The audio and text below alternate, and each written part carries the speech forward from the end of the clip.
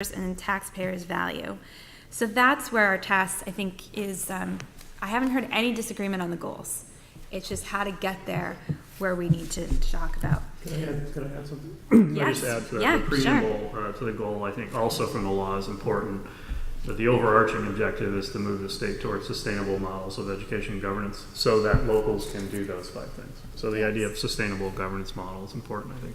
Yeah.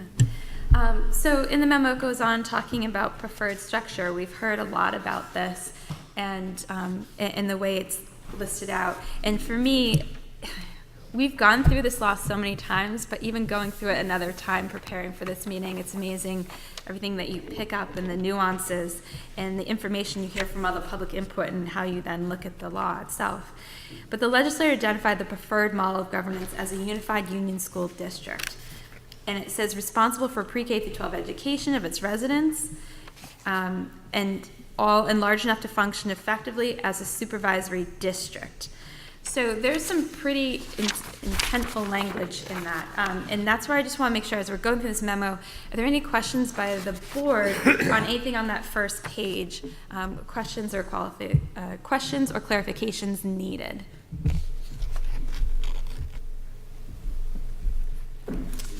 Okay, yeah, that is the easy part. That's what, and then moving on, the legal requirements and legislative guidance.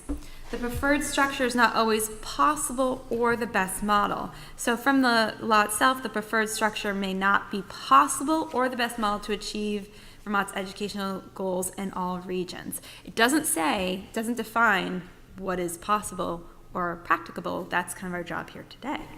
So a multi-district SU may meet the identified education goals, and it gives some pretty specific things in law that considers it has to be the districts consider themselves to be collectively responsible for all students in the SUs. And it goes on with a list of numerous things that it has to be, that the SU, the smallest number of school districts practicable after consideration of greatly differing levels of indebtedness among the member districts. And the districts combined ADM is 900 or more. So there are some of these things that are in law that have been put down for us to follow. Next is the legislature required the secretary to merge districts to the extent necessary to promote the purpose of providing educational opportunities through sustained governance structures designed to meet the 5 goals. So the law directs the secretary shall develop and publish a proposed plan to the extent necessary to promote the proposed stated at the beginning of the subsection and would move districts into a more sustained preferred model. So it's directing the secretary to move districts. So I think it's pretty clear. But any questions or comments on the second page or clarifications needed? John, and if you could just make sure we have our mics. I know it's hard to process sometimes with a microphone. It is. There's some microphones. Thank you, though. So I guess the question is, if the secretary is required to put together a plan, and we've heard the argument about local communities voting that vote no should be exempt from the Act 46 process, I guess the question is, what would the secretary's plan include? Would it be simply towns that did nothing? I guess I'm just trying to wrap my head around, I'm trying to reconcile those two arguments, that the secretary is required to put together a plan, but then hearing the argument quite a bit that if a community votes no on a merger, that they should be exempt. I'm just trying to figure out what would the secretary's plan be then. I think it does get to that a little bit in the rest of the memo and also in the memo from Molly. And in Act 46 is very specific. It's saying at one point in section 10 that districts it does not apply. They cannot move districts that are interstate, that are tech center, or that have already merged through voluntary processes. And it does say that they have voluntary merged into preferred education and governance. You can't move them. And it also a supervisory district with a minimum average membership of 900. 900, The act itself does not preclude voting in that category. It does not. So that's where, when we're looking at this, and we can get more into that when we look at the memo from Molly Bachman, but in the act itself, it does not preclude those areas with no votes from mergers. And that's where this board has to decide, is it practicable and this is the language, to merge areas that have voted no. But if there was a clear section that the legislature could have included communities that voted no. There was a whole section that said these are the ones that you can't merge, and there was a real clear section there. It's not like it wasn't addressed, that somebody could have put that in there, though. Is kind of what I'm getting at here. Correct. That there seems to be a real obvious spot.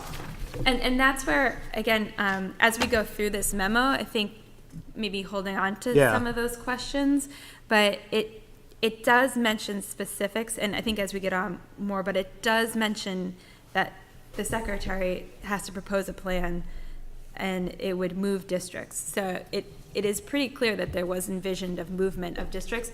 There is no clear answer about communities that have voted no. And I'm not looking to come to a landing right now, but we've heard a lot of argument that if a community votes no, that they should be exempt. So I'm just throwing it out there early in the process, knowing that we're going to have probably quite a bit of discussion today about it. But I think it's a really important piece for us to get our hands around. Yeah.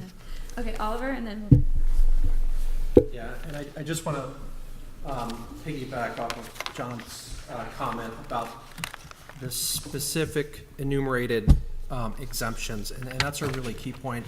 And I was in the legislature for Act 46 and was involved in some components of it. And from the get-go, and this speaks to a little bit of legislative intent, the whole idea was a structure of a voluntary phase with some carrots, but ultimately there would be this state plan that would sort of reorganize everything that was left on the table at that point where it made sense. And there are some guardrails which we're going to get into that deal with some of the anomalies, but the idea all along was let's provide a path forward for folks to go through a voluntary process with the clear understanding, and this was really clear in all the deliberations and why the law was so contentious, the bill was so contentious as it was being debated, and why a number of legislators voted against it, because everybody was very clear what happened at the end of the road.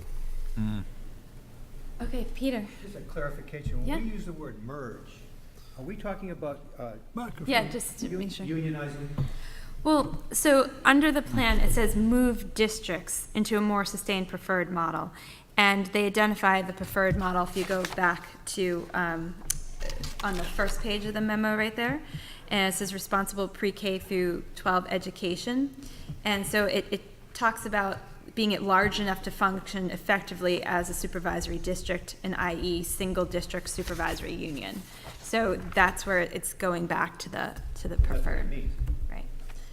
I think, John, yes, thank you. Just a process observation.